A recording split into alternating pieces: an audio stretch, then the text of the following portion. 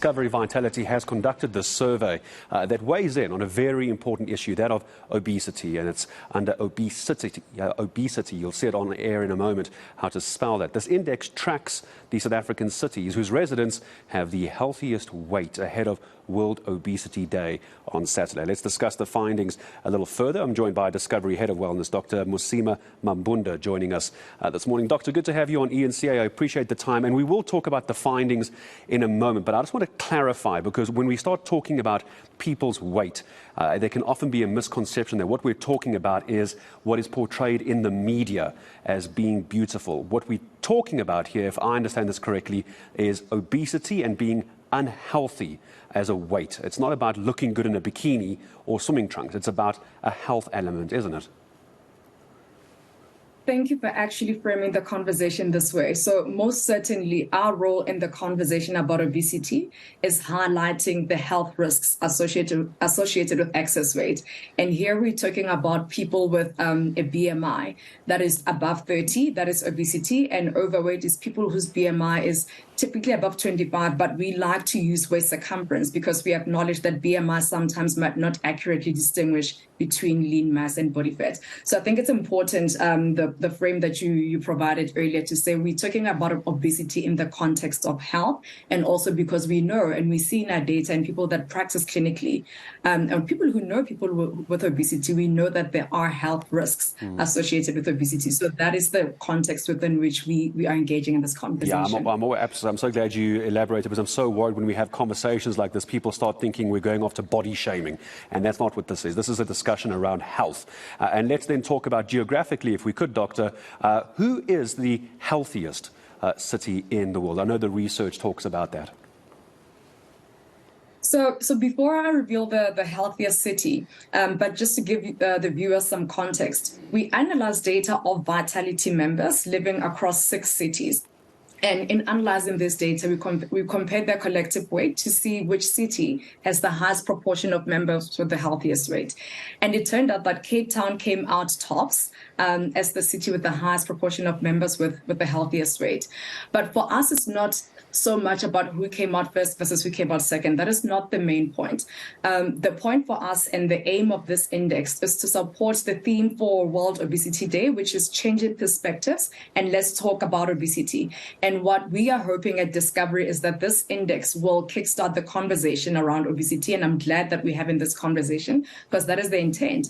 And then we'll start to talk about the frame which you highlighted earlier, which is the health risks associated with obesity, and start to highlight some of the interventions that people can access to curb this the obesity pandemic. And it's important as well that we talk about trying to get on top of an issue like obesity. We'll talk about those cities in a moment, but perhaps you've just raised a very good point, Doctor. Allow me to go off track slightly as well. The issue that we've had in discussing issues like health, people being unhealthily overweight, in some cases obese as well, is lifestyle choices. Here's the problem, and tell me if you agree with me.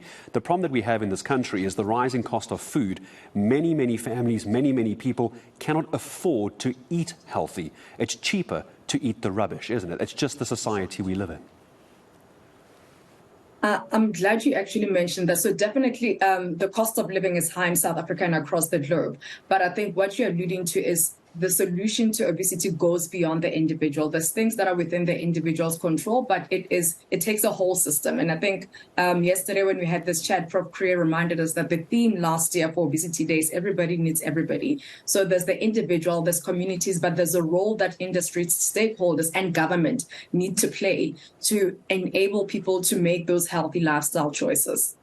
And I suppose this is where the research by Discovery Vitality also does help. It doesn't just give you the data now. I'd like to talk about those cities before viewers start wondering why we're not talking about their city and who actually, it's not about winning and losing, but there is a ranking system. Discovery Vitality in a case like this does make it easier to try and stay healthy. I am worried I'm going to use the wrong phrasing, but what comes to mind for me is gamifying a healthy lifestyle with the points, etc., etc. It does make it easier. It's almost like a daily challenge.